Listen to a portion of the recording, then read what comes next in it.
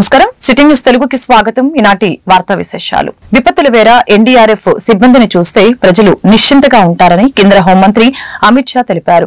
NDRF సేవలను ఇతర దేశాల నేతలు ప్రశంసించారని గుర్తు చేశారు. విజయవాడ సమీపంలోని కొండపావులూరులో నిర్వహించిన ఎన్డీఆర్ఎఫ్ ఆవిర్భావ వేడుకల్లో అమిత్ షా మాట్లాడారు. మోదీ చంద్రబాబు నాయకత్వంలో రాష్ట్రంలో మూడింతల ప్రగతి సాధిస్తాం.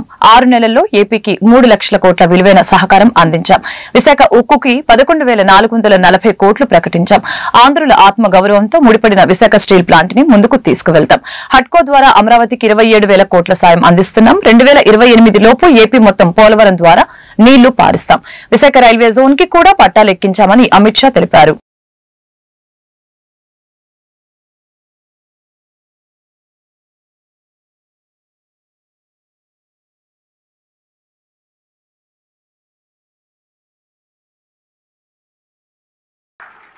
अभी 2 दिन पहले ही कैबिनेट में विशाखापट्टनम के स्टील प्लांट के लिए 11,000 करोड़ रुपए की इन्वेस्टमेंट की घोषणा, मदद की घोषणा नरेंद्र मोदी जी ने की है.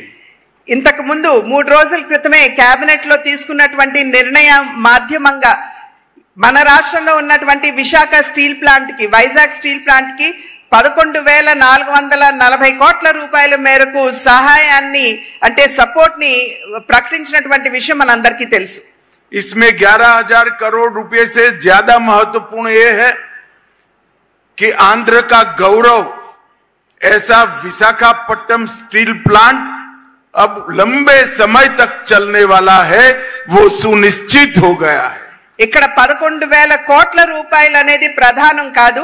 ఇక్కడ ఏదైతే ఆంధ్రుల యొక్క ఆత్మ గౌరవంతో ఈ ప్లాంట్, వైజాగ్ స్టీల్ ప్లాంట్ ముడిపడి ఉన్నదో దాన్ని ముందుకు తీసుకుని వెళ్తూ మరింత అభివృద్ధి పదంలో నడిపించడం అనేది ఇది సునిశ్చితమైందని చెప్పి మీ అందరికీ కూడా తెలియజేస్తున్నాను.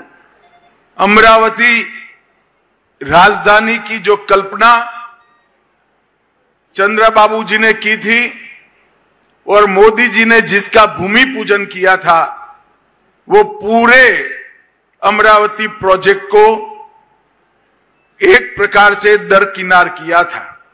मोदी जी ने ये 6 महीने में 27,000 करोड़ रुपया अमरावती प्रोजेक्ट के लिए हुडको और वर्ल्ड बैंक के माध्यम से देकर चंद्रबाबू नायडू जी की कल्पना की राजधानी बनाने का काम स्पीड से आगे बढ़ाने का काम किया है.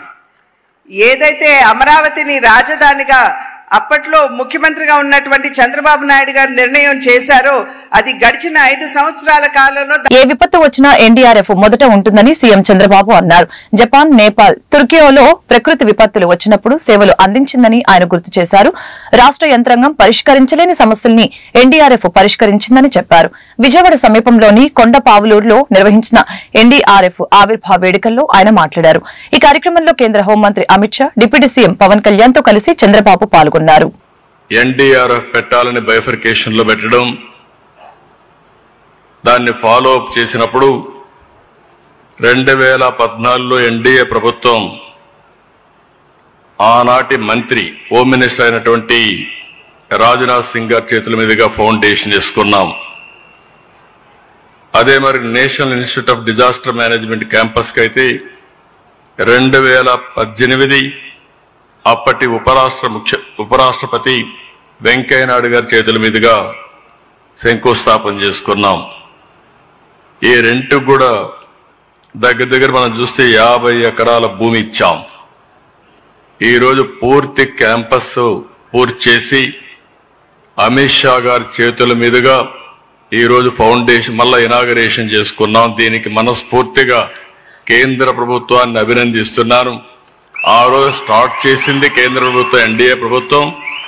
మళ్ళీ ఈరోజు మనం దీన్ని ఇనాగరేషన్ చేసుకోవడం కూడా వారి చేతుల ద్వారా చేసుకునే పరిస్థితికి వచ్చాం. ఎప్పుడు కూడా ఎన్డీఆర్ఎఫ్ అనేది నేను చాలా సందర్భాల్లో చూశాను. ఏ డిజాస్టర్ వచ్చినా ఫస్ట్ గుర్తొచ్చేది ఎన్డీఆర్ఎఫ్ గుర్తొస్తుంది. ఏ డిపార్ట్మెంట్ లో ఎప్పుడు ఎవ్వరూ చేయలేని పనులు ఏదైనా ఉంటే అది చేయగలిగే శక్తి ఎన్డీఆర్ఎఫ్ ఉంది. అది వాటర్లో కావచ్చు, ల్యాండ్ మీద కావచ్చు, లేకపోతే క్రిటికల్ జంక్చర్లో ఫారెస్ట్లో కావచ్చు, ఎక్కడైనా సరే సమర్థవంతంగా ఎదుర్కొంటున్నారు. కొన్ని లక్షల మంది ప్రాణాలు కాపాడారు. కొన్ని లక్షల మందిని ఈ యొక్క విపత్తు వచ్చినప్పుడు వాళ్ళు కాపాడే పరిస్థితికి వచ్చారు. మన దేశమే కాకుండా విదేశాల్లో విపత్తు వస్తే 2011 జపాన్ ట్రిపుల్ డిజాస్టర్ వచ్చినప్పుడు, 2015 నేపాల్లో డిజాస్టర్ వచ్చినప్పుడు, 2023 టర్కీ భూకంపం వచ్చినప్పుడు సేవలు అందించిన ఘనత ఈ ఎన్డీఆర్ఎఫ్కే దక్కిందని చెప్పి కూడా నేను మీకు తెలియజేస్తున్నా. నేను పర్సనల్ గా కూడా చూశాను, అన్ని చాలా సంక్షోభాలు చూశాను, కానీ ఉదుహుదు చూశాను, విజయవాడ ఫ్లడ్స్ చూశాను. ఎవ్వరూ రాష్ట్ర ప్రభుత్వంలో ఉండే అధికార యంత్రాంగం చేయలేని. గిరిజనులు సంఘటితంగా ఉంటూ నాయకత్వ లక్షణాలు పెంచుకోవాలని మాజీ ఉపరాష్ట్రపతి వెంకయ్యనాయుడు పిలుపునిచ్చారు. విజయవాడ తుమ్మలపల్లిలో నిర్వహించిన గిరిజన ఆదివాసీ సమ్మేళనంలో ఆయన పాల్గొన్నారు. గిరిజన ఉత్పత్తులకి ప్రభుత్వాలు ప్రాధాన్యత ఇవ్వాలని, వాటికి మార్కెటింగ్ సౌకర్యం కల్పించాలని కోరారు. ఆదివాసీల అభివృద్ధికి ప్రధాని మోదీ అనేక పథకాలు తెస్తున్నారని వెంకయ్యనాయుడు తెలిపారు. వాటిని సద్వినియోగం చేసుకునేలా అధికారులు మార్గనిర్దేశం చేయాలని చెప్పారు. తండాల్లో అక్షరాస్యత పెంపునకి పెద్దపీట వేయాలని అన్నారు. గిరిజనులు వారి స్వభాషతో పాటు తెలుగు, ఆంగ్లం నేర్చుకోవాలని పిలుపునిచ్చారు. ఈ అభివృద్ధి విషయంలో ఆదివాసీలకు చాలా నేర్పించాలి, వాళ్ళకేం తెలవదని చాలా మంది పట్టణాల్లో ఉండేవాళ్ళు అనుకుంటారు. అది కాదు, గిరిజనుల నుంచి నేర్చుకోవాల్సింది చాలా ఉంది. పట్టణాల్లో ఉండేవాళ్ళకి ఆదివాసీలంటే మూలవాసులని అర్థం. మూల మొదట్లో ఉండేవాళ్ళని. వారి జీవితం మన సనాతన విధానాలైన సత్యం, నైతిక విలువలు, నిరాడంబరతను ప్రతిబింబిస్తుంది. ఈ సనాతన ధర్మాన్ని పాటిస్తున్న వారిలో ప్రథములు ఆదివాసీలు, గిరిజనులు. వారి కళాఖండాలు, వారి హస్తకళలు ఎప్పటికీ ప్రత్యేకంగా ఉంటాయి. ఆ కళాఖండాలను, ఆ సాంస్కృతిక వారసత్వాన్ని, ఆ సంపదను కాపాడుకోవడం ప్రభుత్వాలు వాటికి ప్రాధాన్యత ఇవ్వాల్సినంత ఎంతో ఉందని చెప్తున్నాను. గిరిజనులు తయారు చేసే వాటికి సరైన మార్కెటింగ్ లేదు, సరైన సహకారం లేదు. మార్కెటింగ్ సౌకర్యాలు కల్పించాలి. మధ్య దళారుల యొక్క బారిన వాళ్ళు పడకుండా వాటిని నేరుగా అమ్ముకునేందుకు గిరిజన కార్పొరేషన్లు ఉన్నాయి. వాటిని మరింత పటిష్టం చేసి గిరిజనులకు గిట్టుబాటుగా న్యాయమైన, సహజమైన ధర వాళ్ళకు వచ్చేట్టుగా చూడడం అవుతుందో ప్రభుత్వం దానికి ప్రాధాన్యత ఇవ్వాలి. ఈ మధ్య చూశాను నేను, అరకులో కాఫీ అంటే దానికి ప్రత్యేకత ఉంది. ఒక అబ్బాయి అరకులో నుంచి అక్కడ పండే పంటలు తీసుకొచ్చి విశాఖపట్నంలో ఒక చిన్న హోటల్ లాంటిది పెట్టాడు. ఎంఎస్సీ చదివి నేను వెళ్ళి ఆ హోటల్ ప్రారంభించా, తిన్నాను. నేను తిని దాన్ని ట్వీట్ చేశాను. నేను ట్వీట్ చేస్తే మళ్ళీ ఆంధ్రజ్యోతి వాళ్ళు, ఈనాడు వాళ్ళు మళ్ళీ దానికి ప్రాముఖ్యత ఇచ్చారు. మళ్ళీ అక్కడి నుంచి నిదానంగా అది బీబీసీ దాకా వెళ్ళింది. బీబీసీ వాడు కూడా దాని గురించి పేర్కొన్నాడు. గిరిజనులు కూడా సంఘటితం కావాలి. అమ్మ భాష కళ్ళ లాంటిది. టీడీపీ సభ్యత్వాలు కోటి చేయించిన ఘనత మంత్రి నారా లోకేష్ కి దక్కుతుందని మాజీ ఎమ్మెల్యే ఎస్వీఎన్ఎస్ వర్మ తెలియజేశారు. పార్టీకి భవిష్యత్తు లేదన్న వారందరికీ యువగలంతో ఆయన సమాధానం చెప్పారని అన్నారు. నారా లోకేష్ కి డిప్యూటీ సీఎం పదవి ఇవ్వాలని కోరారు. పిఠాపురంలో నిర్వహించిన మీడియా సమావేశంలో వర్మ మాట్లాడారు. లోకేష్ గారు ఉప ముఖ్యమంత్రి కోరుకున్న ప్రశ్న చేస్తున్నారు కదా, అడిగితే తప్పేంటి? అలా పొలిటికల్ రాజకీయ పార్టీలు ఎలా ఉంటాయంటే, నిన్న కాక మొన్న జగన్మోహన్ రెడ్డి ఓడిపోయాడు. సీఎం సీఎం సీఎం అంటున్నారు లేదా? మన దగ్గరికి వచ్చాడు జగన్మోహన్ రెడ్డి ఓడిపోయిన నెలకో 2 నెలలకో వరదలు. మరి సీఎం సీఎం అనలేదా? రమణకపేటలో అక్కడ అన్నారు లేదా? అంటే ఆ పార్టీలో ఉన్న కార్యకర్తల కోరిక ఎలా ఉంటుందంటే, వెంటనే చంద్రబాబు నాయుడు దింపేసి జగన్మోహన్ రెడ్డి ఎక్కించాలని ఉంటుంది. అంటే ఆ పార్టీలో వాళ్ళ ఇంట్రెస్ట్, వాళ్ళ మనోభావం, వాళ్ళ కసి. అలాగే జనసేన ఉంది, మళ్ళీ కళ్యాణ్ గారు సీఎం కావాలని అడగరు కార్యకర్తలు. అది కూడా ఎప్పుడు అవ్వాలి అన్నది ఒక ఆలోచనతో ఆ కార్యకర్తలు పనిచేస్తూ ఉంటారు. అలాగే తెలుగుదేశం పార్టీ ప్రతిపక్షంలో ఉన్నాం. చంద్రబాబు నాయుడు సీఎం సీఎం అనేవారు కదా, లోకేష్ పాదయాత్రలో సీఎం సీఎం అనేవారు కదా. శ్రీ దుర్గామల్లేశ్వర స్వామివార్ల దేవస్థానం విజయవాడ శ్రీ అమ్మవారి దర్శనార్థం ఈ రోజు కేంద్ర హోంశాఖ సహాయ మంత్రి బండి సంజయ్ ఆలయానికి విచ్చేయగా ఆలయ మర్యాదలతో స్వాగతం పలికి అమ్మవారి దర్శనం కల్పించి ఆలయ అధికారులు అనంతరం ఆలయ వేద పండితులచే వారికి వేదాశీర్వచనం అందజేశారు.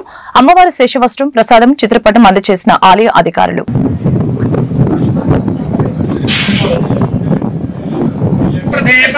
प्रप्रदेवा प्रप्रदेवा प्रप्रदेवा प्रप्रदेवा प्रदेवा प्रप्रदेवा देवा प्रोतोद प्रदेवा देवा प्रोता प्रोतोद प्रप्रोत सोनता सोनतोद प्रप्रोत सोनता उत सोनता सोनतोद प्रभाग प्रभाग वाक् प्रभाग देवी देवी वाक् प्रभाग देवी वाक् देवी देवी वाक् देवी ददातु ददातु देवी वाक् देवी ददातु देवी ददातु ददातु देवी देवी ददातु नो ददातु देवी देवी ददातु नः ददातु नो ददातु ददातु नः न इति नः शरणागत दीनार्थ परित्राणपरायणे सर्वस्यार्थे हरे देवी नारायणी नमोस्तुते नमो देवी महादेव्यै शिवायै सततं नमः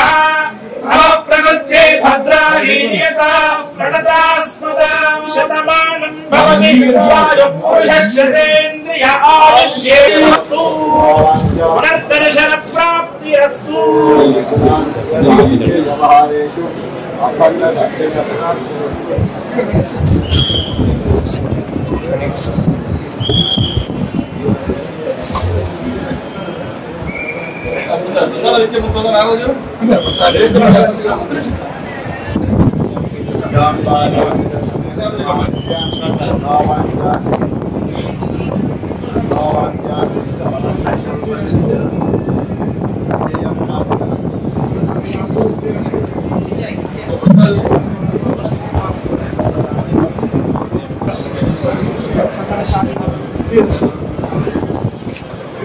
కేంద్ర హోంశాఖ మంత్రి అమిత్ షా గౌరవప్రదమైన హోదాలో ఉంటూ భారత రాజ్యాంగ నిర్మాత బిఆర్ అంబేద్కర్ ని అవమానించడం హేయమైన చర్య అంటూ సిపిఎం పార్టీ నేతలు మండిపడ్డారు.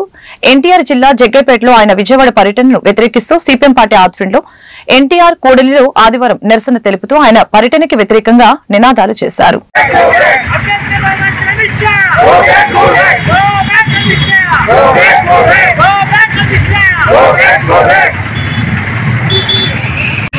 రాజ్యాంగ నిర్మాతనే విమర్శించే స్థాయికి ఈ రోజున బీజేపీ నాయకత్వం వెళ్ళారంటే ఈ దేశాన్ని తీసుకెళ్ళడానికి కోరుకున్నారనేది మనకు అర్థమవుతా ఉంది. రాబోయే కాలంలో భారతదేశాన్ని అంటే పురాతన ధర్మం వైపు తీసుకెళ్ళడానికి ప్రయత్నం సాగుతున్నాయనేది దీనికి నిదర్శనం. దీనిని ప్రజలందరూ మేధావులు దీన్ని ఖండించాలి. అమిత్ షా వ్యాఖ్యలకి వ్యతిరేకంగా దేశవ్యాప్తంగా ప్రజలందరూ వ్యతిరేకత తెలిపిన రోజునే ఈ రోజున నిజమైన దివాళీ ఘనత అంబేద్కర్ గారికి ఇచ్చిన అంత అవుతుంది. అమిత్ షా వ్యాఖ్యలను సిపిఎం పార్టీ తీవ్రంగా ఖండిస్తూ ఉంది. ఈ రోజున దేశవ్యాప్తంగా కూడా నిరసన కార్యక్రమాలు చేస్తూ ఉంది. దానిలో భాగంగానే ఈ రోజున మనం కార్యక్రమం చేయడం జరిగింది. రాబోయే కాలంలో బీజేపీ మతోన్మాదానికి వ్యతిరేకంగా ప్రజలందరూ సమైక్యంగా కలిసికట్టుగా పనిచేయాలి. బీజేపీ మతోన్మాద తీవ్రవాదాన్ని వ్యతిరేకించాలి. దాన్ని తీసుకొచ్చాలని చెప్పేసి సిపిఎం పార్టీ కోరుతాం.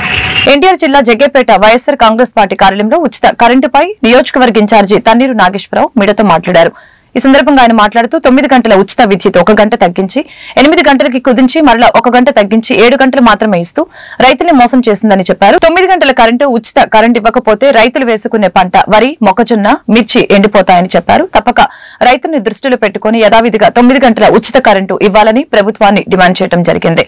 కార్యక్రమంలో హైకోర్టు అడ్వకేట్ వేముల బేబీరాణి, పట్టణ పార్టీ అధ్యక్షులు వట్టెం మనోహర్, పట్టణ మాజీ మహిళా సమైక్య అధ్యక్షురాలు షేక్ మురియాబేగం, కనకదుర్గమ్మ అమ్మవారి దేవస్థాన డైరెక్టర్ నంబూరి రవి తదితరులు పాల్గొన్నారు. ఎన్నికల ముందు మేము అధికారంలోకి వస్తే 9 గంటలు ఉచిత విద్యుత్ ఇస్తాము, నాణ్యమైన విద్యుత్ ఇస్తాము.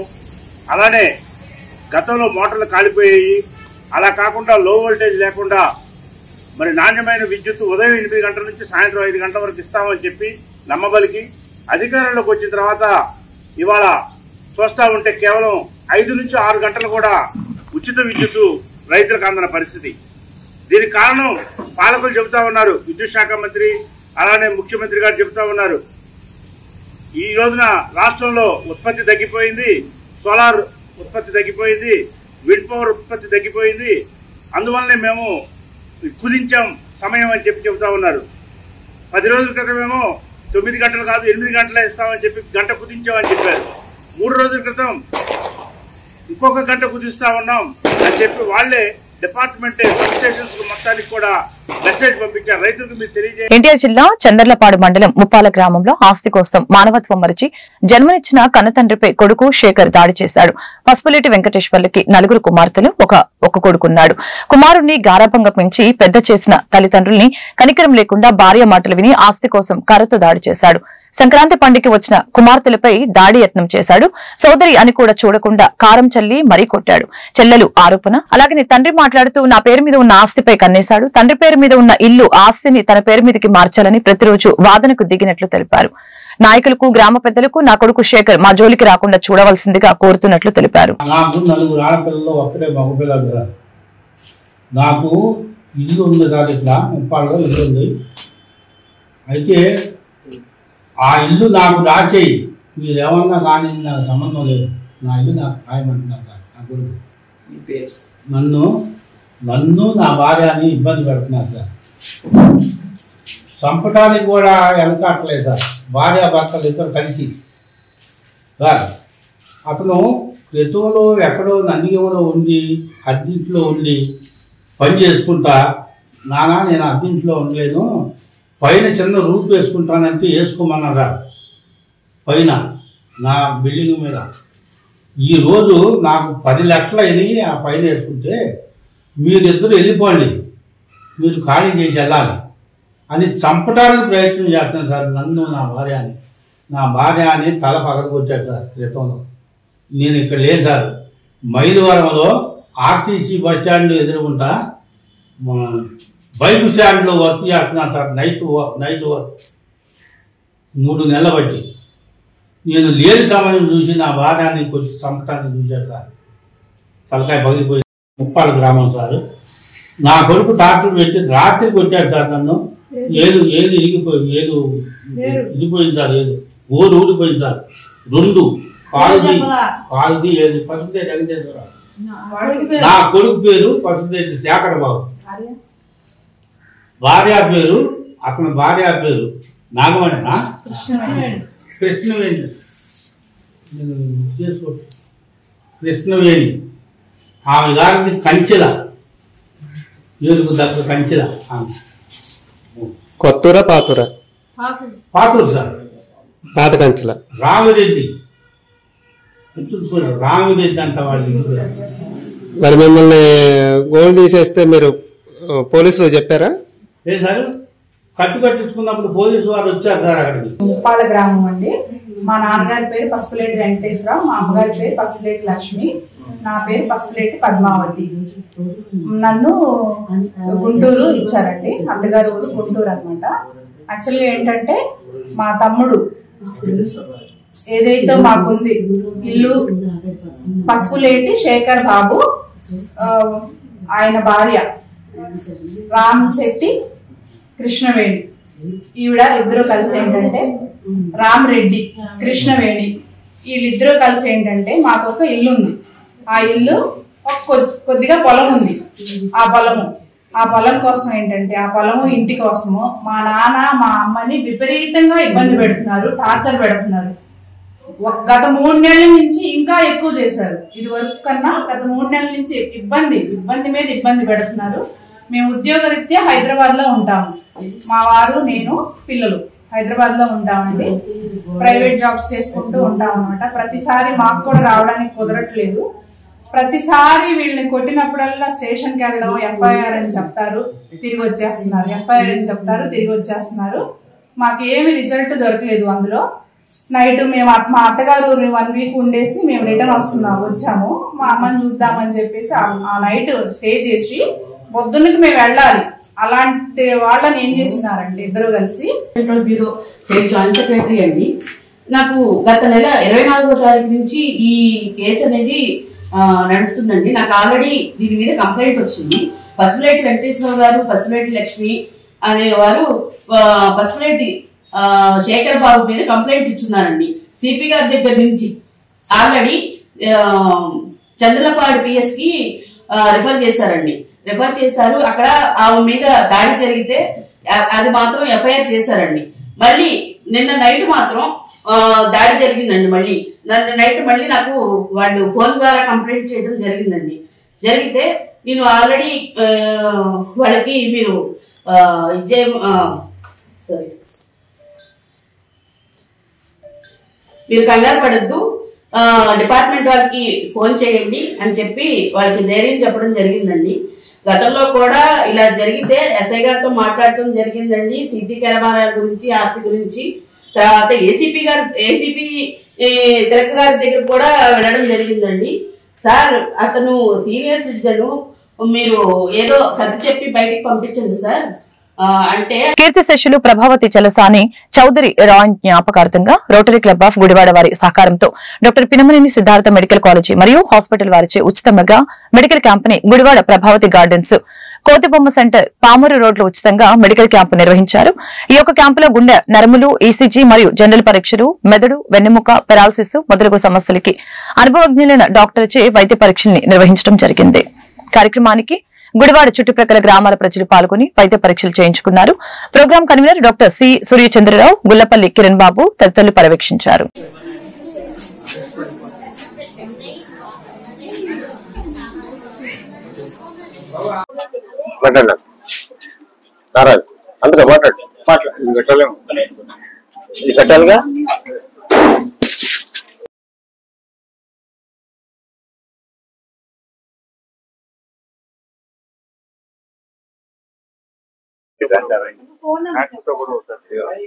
రండి కిరణ్ గారు.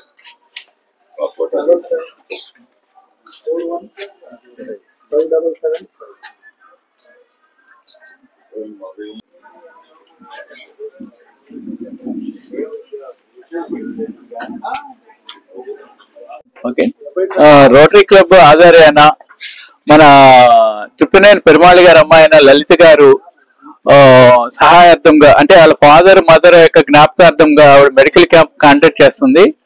ఆ మెడికల్ క్యాంప్ అయ్యే ఖర్చులు కానీ, మందులు కానీ, దేనికి సంబంధించిన కూడా ఫైనాన్స్ అంతా మేడం గారు చూస్తున్నారు. ఆ మేడం గారు దాని మీద రోటరీ క్లబ్ నుంచి మేము every month first Sunday, third Sunday, ఈ 2 సండేలు పినమనేని సిద్ధార్థ నుంచి డాక్టర్స్ వచ్చి ఇక్కడ వచ్చే పేషెంట్లందరికీ కూడా ఏమైనా ప్రాబ్లమ్స్ ఉంటే అవన్నీ చూస్తూ, వాళ్ళకి సంబంధించిన ఏమన్నా ఉంటే ఇక మందులు ఇక్కడ చేసేవన్నీ సేవలు చేస్తూ, ఇంకా అవసరం అవుతే పినమనేని హాస్పిటల్కి అక్కడ కూడా రెఫర్ చేస్తూ, అక్కడ కూడా వాళ్ళకి కావాల్సినవన్నీ కూడా. రోటరీ క్లబ్ గుడివాడ వారి ఆధ్వర్యంలో పినమనేని సిద్ధార్థ మెడికల్ కాలేజీ వారి డాక్టర్ల యొక్క సౌజన్యంతో డాక్టర్ పెరుమాళ్ గారు వారి సౌజన్యంతో వాళ్ళ క్యాంపస్ లో వారి అమ్మాయి డాక్టర్ గారు అమెరికాలో ఉండి మళ్ళా ఇండియాకు వచ్చి వారి యొక్క మేడం లలిత గారు వారి యొక్క ఆర్థిక సహకారంతో ప్రతి నెల మొదటి ఆదివారం. అందరికీ నమస్కారం. నా పేరు Vaddadi Nagaraju, 8th ward TDP కూటమి నాయకుడిని. అదేవిధంగా వాకర్స్ అసోసియేషన్ లో ఈ రోజు ఇక్కడ క్యాంప్ పెట్టి ఎమ్మెల్యే వెన్నగల రాము గారి ఎమ్మెల్యేగా అవ్వకముందు క్యాంపుకి రావడం జరిగింది. ఇక్కడికి ఇప్పటికి వచ్చి సంవత్సరం అయింది. సంవత్సరం రోజున మళ్ళీ ఇక్కడ మెడికల్ క్యాంప్ పెట్టిన వాకర్స్ అసోసియేషన్ వాళ్ళ సంఘంలో నేను ఫ్యామిలీ పర్మనెంట్ మెంబర్ గా జాయిన్ అవ్వడం జరిగింది. వీరి యొక్క సేవా కార్యక్రమాలు నచ్చి నా మనసు మెచ్చి ఇలాంటి కార్యక్రమాలకి ముందుండాలని ఆశించి రాము గారు ఎన్టీ రామారావు గారి వర్ధంతి సందర్భంగా అక్కడ ఉన్న వర్కర్స్ కి నూతన వస్త్రాలు బహుకరించాం. 2వ దినం ఈ రోజున మన పెద్ద వీధిలో ఉన్న సంఘం బడిలో మా ఎన్టీఆర్ వాకర్స్ సభ్యుల తరఫున మెగా మెడికల్ క్యాంపు నిర్వహించాము. ఇక్కడ సహకరించిన వడ్డాది నాగరాజు గారు, పాండు గారు, అప్పారావు గారు మొదలగు ప్రముఖమైన వ్యక్తులు, టీడీపీ నాయకులు ఈ యొక్క కార్యక్రమానికి చేయూతనిచ్చి నన్ను అన్ని విధాలా సహకరించారు.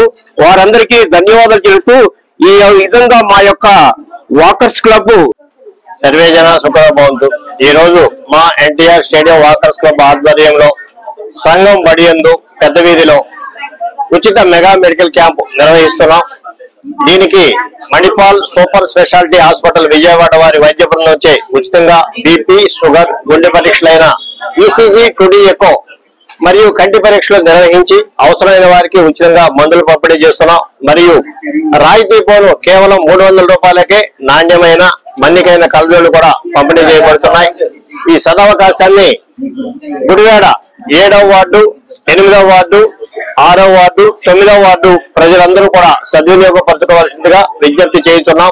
గతంలో కూడా గత 4 సంవత్సరాల నుంచి ఇదే ప్రాంతంలో ప్రతి జనవరి నెలలోనూ మెగా క్యాంపును నిర్వహిస్తున్నాం. పార్లమెంట్ లో రాజ్యాంగ నిర్మాత డాక్టర్ బిఆర్ అంబేద్కర్ ని అవమానిస్తూ ప్రసంగించిన కేంద్ర హోంమంత్రి అమిత్ షా తక్షణమే రాజీనామా చేసి దేశ ప్రజలకి క్షమాపణ చెప్పాలని సిపిఎం పార్టీ డిమాండ్ చేసింది. గుడివాడలోని నెహ్రూ చౌక్ సెంటర్ లో ఆదివారం వామపక్షాల ఆధ్వర్యంలో ధర్నా కార్యక్రమాన్ని నిర్వహించడం జరిగింది. అంబేద్కర్ రాసిన రాజ్యాంగాన్ని పార్లమెంట్ లో తూట్లు పొడిచే విధంగా అమిత్ షా వ్యాఖ్యలు ఉన్నాయని మండిపడ్డారు. కార్యక్రమంలో సిపిఐ నాయకులు సత్యనారాయణ, సురేష్, సిపిఎం నాయకులు ఆరుకొండ, కె లక్ష్మణరావు, అరుణ తదితరులు పాల్గొన్నారు.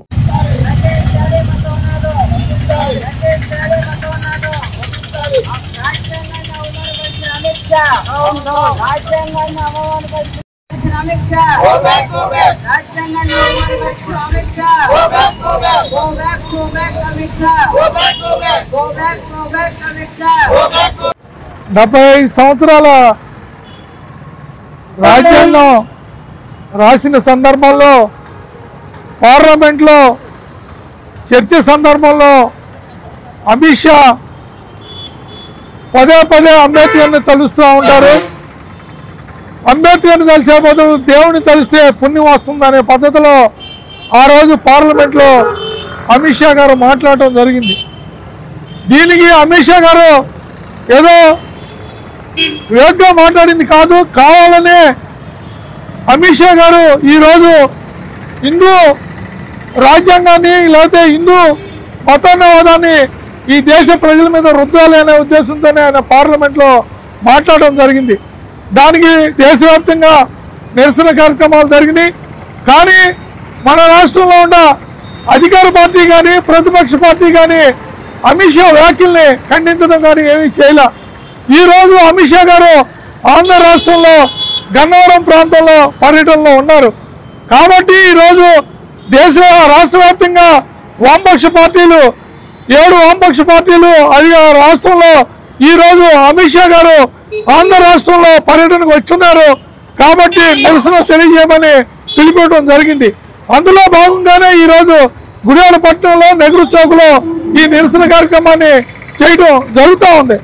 అమిత్ షా ఇలా భారత రాజ్యాంగాన్ని ఇలా అమిత్ షా కానీ మోడీ కానీ అంబేద్కర్ ఆశయాలను ముందుకు తీసుకుపోతాం, అంబేద్కర్ వర్ధంతి జయంతుల్లో పాల్గొంటూ వాళ్ళు గొప్పగా పొగుడుతూ ఉంటారు. రెండో పక్కన వాళ్ళు రాసిన రాజ్యాంగాన్ని కించపరుస్తూ ఆ రాజ్యాంగాన్ని విలువల్ని దొంగలో తొక్కాలని ప్రయత్నం రెండో పక్క చేస్తూ ఉన్నారు. కాబట్టి ఈరోజు రాష్ట్ర వ్యాప్తంగా వామపక్ష పార్టీల ఆధ్వర్యంలో ఈ నిరసన కార్యక్రమం జరుగుతుంది. కాబట్టి అమిత్ షా గారు ఈ దేశ ప్రజలకి క్షమాపణ చెప్పే వరకు, అట్లాగే ఆయన పదవి నుండి దిగిపోయే వరకు వామపక్ష పార్టీలు అంబేద్కర్ మీద చేసిన వ్యాఖ్యలు వెనక్కి తీసుకునే వరకు ఈ పోరాటం కొనసాగిస్తాయని. కాబట్టి ఈరోజు అమిత్ షా గారు ఆంధ్ర రాష్ట్ర పర్యటనకి సందర్భంగా వామపక్ష పార్టీలు గో బ్యాక్ అమిత్ షాని ఈ రోజు రాష్ట్ర వ్యాప్తంగా ఈ నిరసన కార్యక్రమాలు చేయడం జరుగుతూ ఉంది. ఒక పక్కన పొగుడుతూ రెండో పక్కన ఆ రాజ్యాంగాన్ని తుంగలో తొక్కడానికి బీజేపీ ఎలాంటి ప్రయత్నాలు చేస్తుందో మనం చూస్తాం. ఈ వార్తలు ఇంతటితో సమాప్తం. మరొక బులెటిన్ మళ్ళీ కలుద్దాం. నమస్కారం.